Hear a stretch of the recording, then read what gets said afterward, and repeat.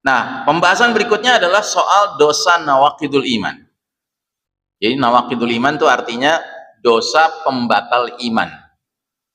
Jadi dalam Islam, dosa itu ada 3 level, 3 tingkatan. Tingkatan yang paling bawah disebutnya dengan as-saghair, dosa-dosa kecil. Ya. Tingkatan yang di atasnya disebut dengan al-kabair, dosa-dosa besar. Seperti mencuri, membunuh, korupsi, ya, berzina, itu dosa-dosa besar. Tapi ada dosa yang paling mengkhawatirkan, yaitu level yang tertinggi, level ketiga, yang disebut dengan dosa nawaqidul iman, dosa pembatalan iman. Jadi orang terlibat dalam dosa itu, dia imannya batal, Pak, copot imannya. Yang biasanya kita mengenal istilahnya murtad, gitu ya. Cuman kan selama ini kalau kita dengar kata murtad, yang kita bayangkan adalah seseorang muslim tiba-tiba mengumumkan, saya keluar dari Islam, saya pindah agama Kristen, saya pindah agama Buddha, misalnya gitu. Itu murtad. Satu-satunya pengertian murtad yang kita tahu kan seperti itu. Padahal ternyata bukan hanya yang seperti itu yang disebut dengan pembatalan keimanan atau murtad. Nah, dalam hal ini Nabi Muhammad SAW telah bersabda sebagai berikut, badiru bil a'mali fitanan kaqita'il lailil muslim. Segeralah kalian beramal sebelum datangnya fitnah-fitnah seperti malam yang gelap gulita. Jadi fitnah yang masif, yang begitu banyaknya, sehingga dunia menjadi seperti malam yang gelap gulita. Dan jika era tersebut tiba, maka fenomena yang muncul apa? Yusbihur rajulu mu'minan wa yumsi kafiran, au yumsi mu'minan wa yusbihu kafiran. Di pagi hari seseorang masih dalam keadaan mukmin, beriman, lalu menjadi kafir di sore harinya. Atau di sore hari seseorang masih dalam keadaan beriman, mukmin, lalu menjadi kafir di pagi harinya. Jadi jelas-jelas Nabi menggunakan redaksi pagi beriman, sore kafir. Sore beriman, pagi kafir. Nabi tidak menggunakan redaksi pagi berbuat kebaikan, sore berbuat kejahatan. Sore berbuat kebaikan, pagi berbuat kejahatan. Perbandingannya bukan antara berbuat baik dan jahat, tidak. Perbandingannya antara tadinya beriman dengan kafir. Artinya apa? Artinya di era fitnah yang sudah masif, dunia menjadi gelap gulita seperti potongan malam yang gelap gulita, maka ancaman bagi kita kaum muslimin sudah bukan lagi sekedar as-saghair, dosa kecil. Bukan lagi al-kabair, dosa besar. Tapi bahkan dosa nawaqidul iman, dosa pembatal keimanan. Dan inti masalahnya di mana? Di ujung hadis diterangkan, yabi'u dinahu bi'aradin minad dunya. Orang tersebut rela menjual dinnya, agamanya, demi memperoleh barang kenikmatan dunia. Jadi dia mengalami kerancuan berpikir dalam hal apa perkara yang mahal dan apa perkara yang murah. Bagi kita kaum beriman, perkara yang paling mahal dalam hidup kita namanya ad-din, agama. Itu paling mahal. Makanya ada doa di mana Nabi mengajarkan, di dalam doa tersebut ada bagian yang berbunyi, wala taj'al musibatana fi dinina. Ya Allah, jangan kau jadikan musibah yang menimpa kami dalam urusan agama kami. Kalau dalam urusan kesehatan, ya kami sabarlah menghadapinya. Kalau dalam urusan harta, kami sabar menghadapinya. Tapi kalau sudah musibah yang menimpa agama, wah itu paling mengerikan. Itu musibah yang paling mengerikan.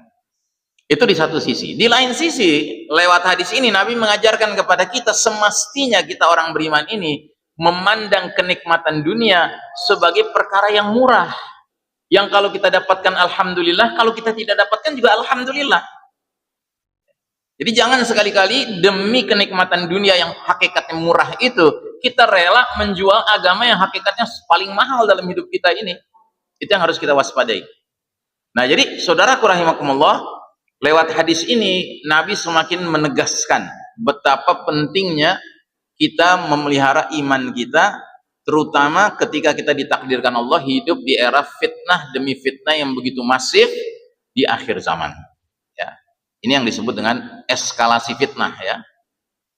Yang keempat, kaum beriman tidak mengalami kiamat.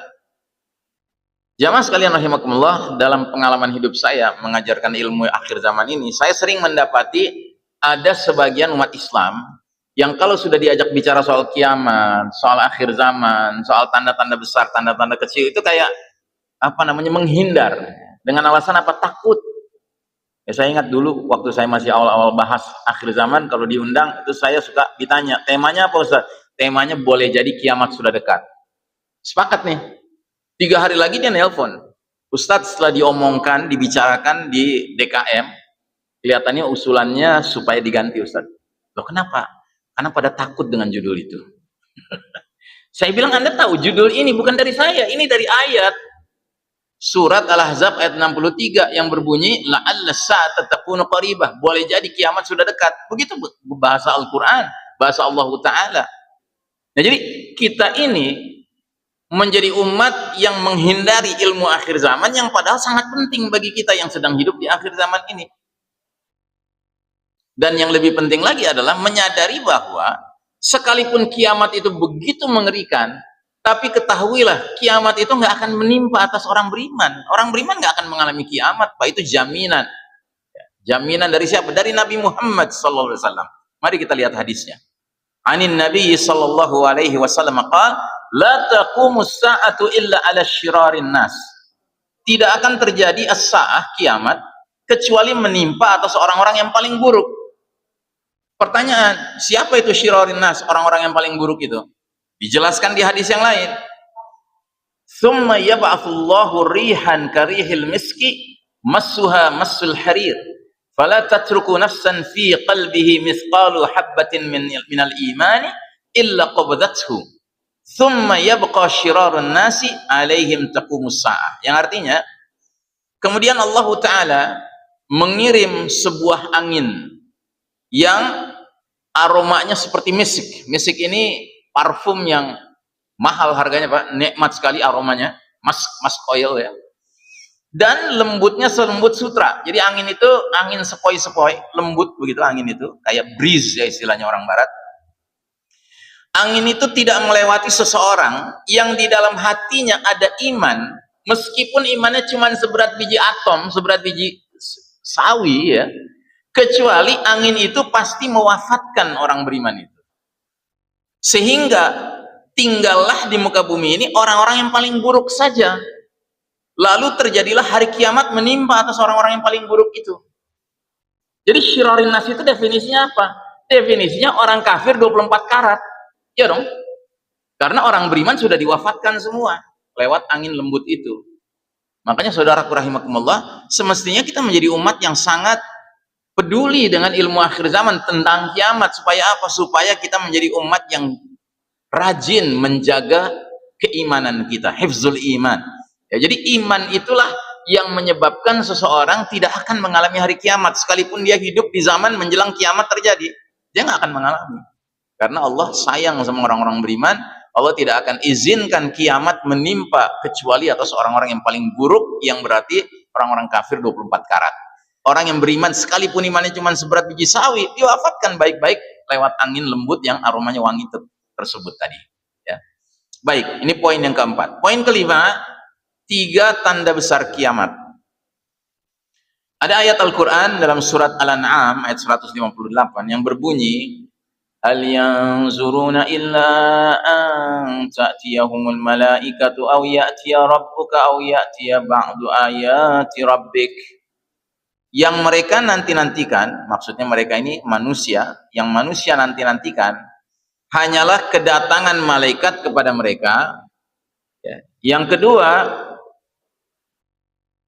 au ya'tiya rabbuka, atau kedatangan Rabbmu Allah Subhanahu wa taala, atau yang ketiga ya, ya'ti ba'du ayati rabbika, kedatangan sebagian tanda-tanda Rabbmu. Terus yauma ya'ti ba'du ayati rabbika la yanfa'u nafsan imanuha lam takun amanat min qablu aw kasabat fi imaniha khaira. Pada hari datangnya sebahagian tanda-tanda Rabbmu, tidak berguna lagi iman seseorang yang belum pernah beriman sebelum itu, atau belum pernah berusaha berbuat kebajikan dengan imannya itu. Qul intaziru inna muntazirun. Katakanlah, tunggulah, kami pun menunggu.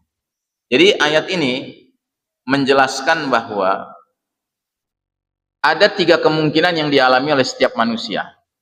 Kemungkinan pertama, kedatangan malaikat.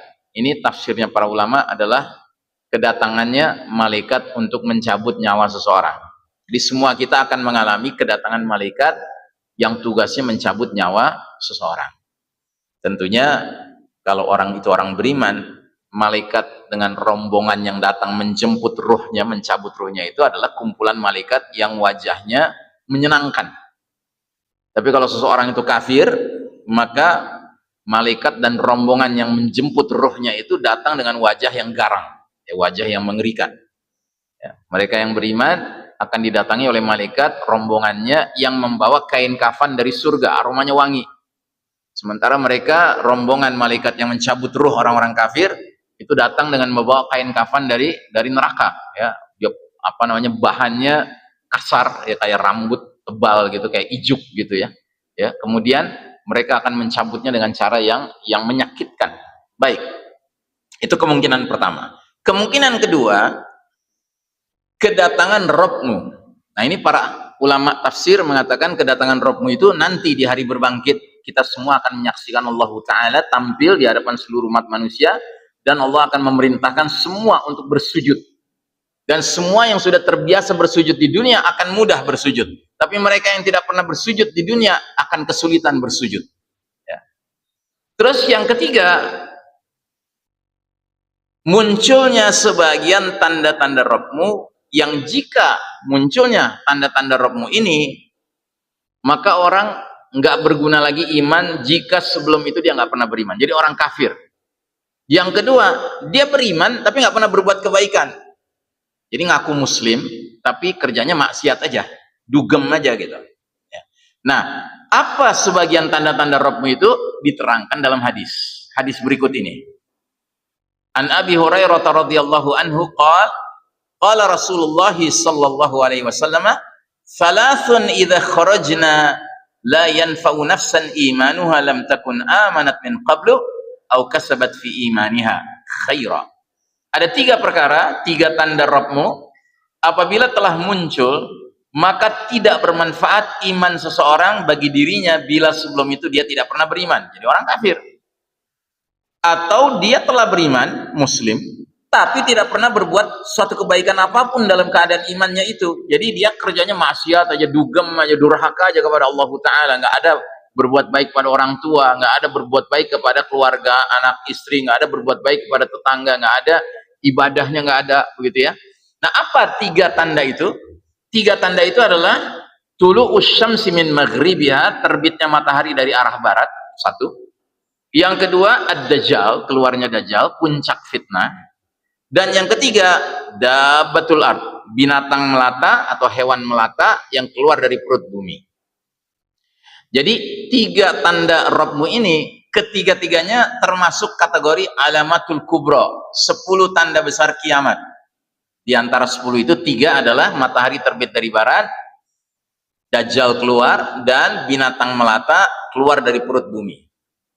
Jadi kalau 3 tanda ini sudah muncul, orang yang selama ini kafir pasti celaka. Mau dia ketemu matahari terbit dari barat kah? Mau dia ketemu dajjal kah? Mau dia ketemu binatang melata itu kah? Dia akan celaka. Begitu juga orang yang mengaku muslim, ada iman, tapi nggak pernah berbuat kebaikan. Maka dia begitu nanti matahari terbit dari barat, celaka dia. Begitu dia ketemu dajjal, celaka dia. Dia nggak bisa menghindar dari dajjal.